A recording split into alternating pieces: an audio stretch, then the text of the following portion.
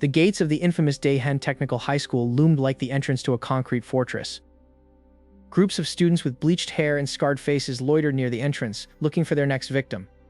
Suddenly, the ground began to vibrate rhythmically as a massive shadow fell over the pavement.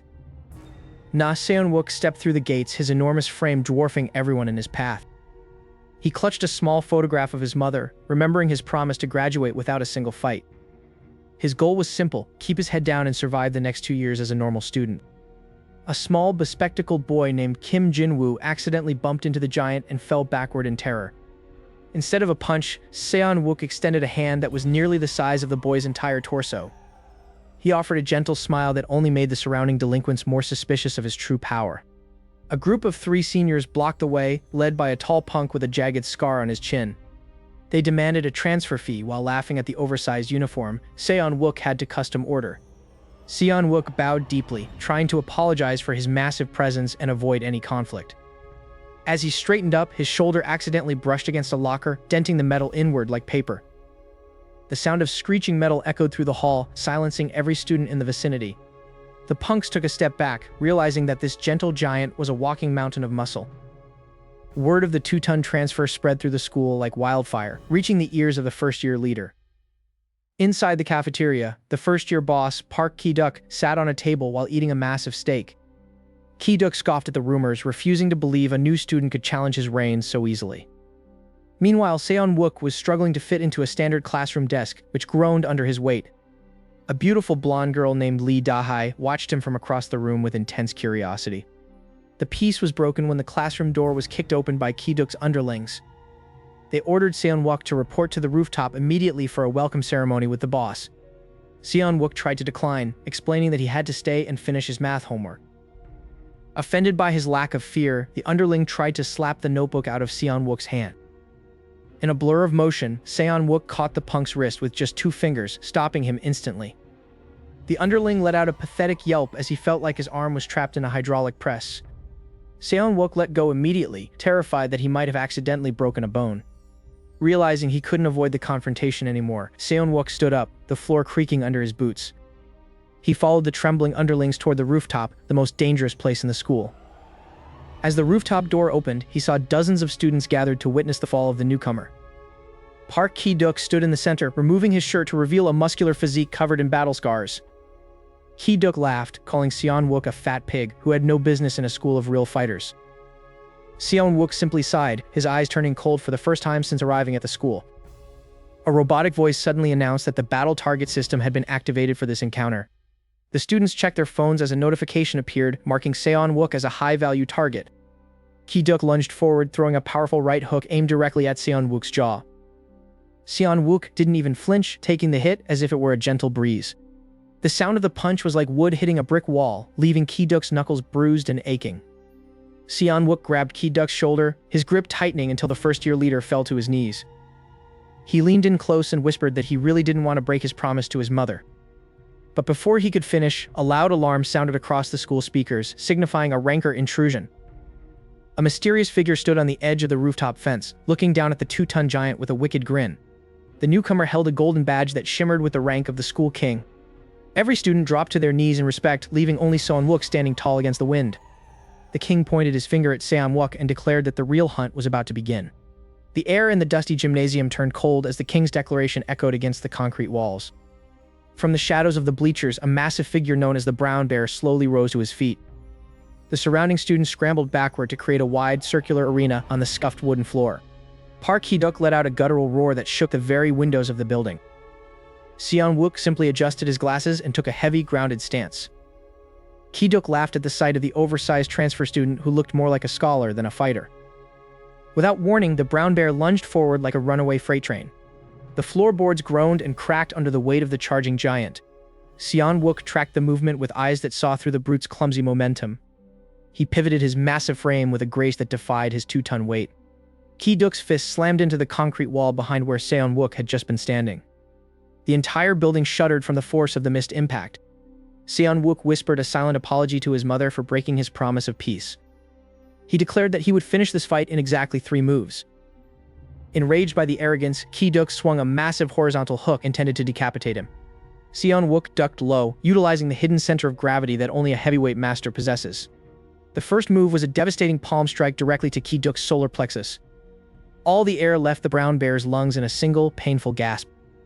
From the VIP balcony, the king leaned forward, his interest finally piqued. Ki-duk tried to grab Seon-wuk's collar with trembling, panicked hands. Seon-wuk swiped the hands away with the second move, a bone-shattering parry. The sound of Ki-duk's wrist cracking echoed clearly throughout the silent room. The crowd of delinquents realized they were witnessing the birth of a monster. Seon-wuk prepared for the final move, his aura expanding until it filled the entire hall. He executed a simple, straight punch that carried the momentum of his 2-ton body. The shockwave from the blow sent Ki-duk flying across the gym like a rag doll. He crashed into the equipment storage doors, flattening them instantly. Total silence descended upon the gymnasium as the first-year leader lay unconscious. The blonde girl, Yeon-woo, clapped her hands with a bright, mischievous smile. The class president checked his phone, seeing that Seon-wuk's rank had just skyrocketed. The king stood up and began to descend the stairs toward the gym floor. Every delinquent in the room bowed their head as the ruler of the school approached. The king stopped in front of Seon-wuk, examining him with piercing golden eyes. Instead of an attack, the king extended a hand in a gesture of recognition. He announced to the entire school that Seon-wuk was now the official boss of the first years. A roar of approval erupted from the students, shifting the school's power dynamic instantly. Seon-wuk looked around uncomfortably, not wanting the burden of leadership. He decided that if he had to lead, he would change this school into a place of friendship. However, in the darkness of the teacher's lounge, a phone call was being made to a dangerous outsider. A voice on the other end mentioned a legendary graduate who was coming back to reclaim his territory. The caller warned that the era of peace Seon-wuk envisioned would be bathed in blood. Seon-wuk felt a sudden, inexplicable chill run down his spine as he left the gym.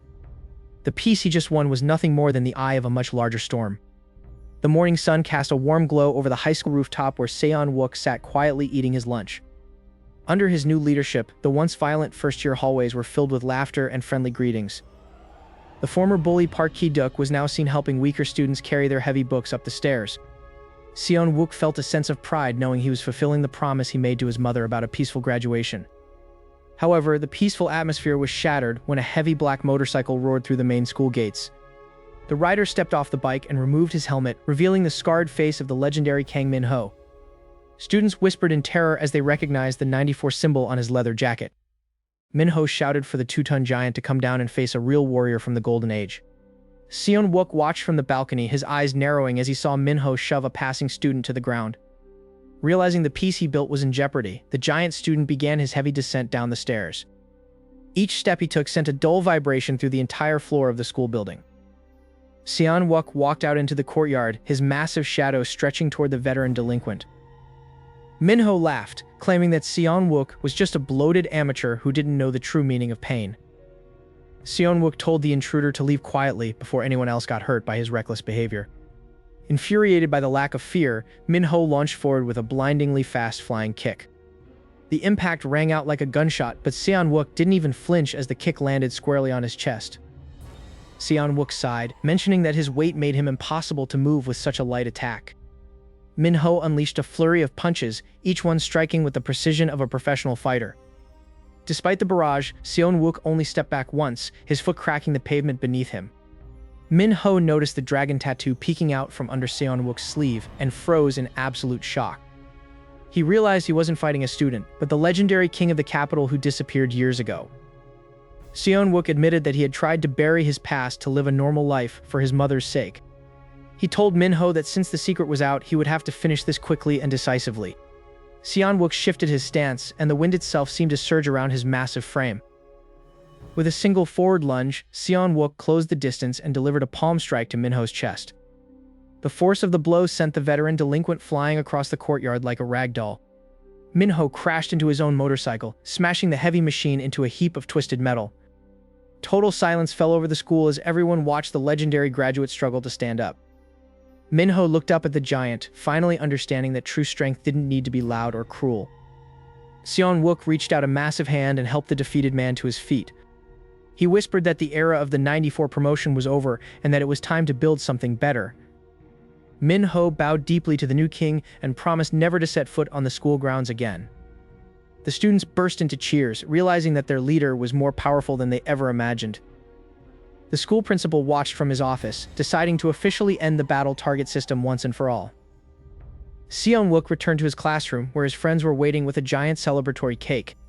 He realized that he didn't need to hide his strength to be a good son, he just needed to use it for the right reasons. Weeks passed, and the school transformed from a den of delinquents into a place of genuine learning and sport. Seon-wuk finally sat for his graduation exams, the heavy burden of his past finally lifted from his shoulders. On graduation day, his mother stood in the front row crying with pride as her son received his diploma. Now Seon-wuk walked across the stage, a two-ton king who had finally found the peace he had always searched for. The story of the heavyweight legend ended not with a fist, but with a smile that brightened the entire world.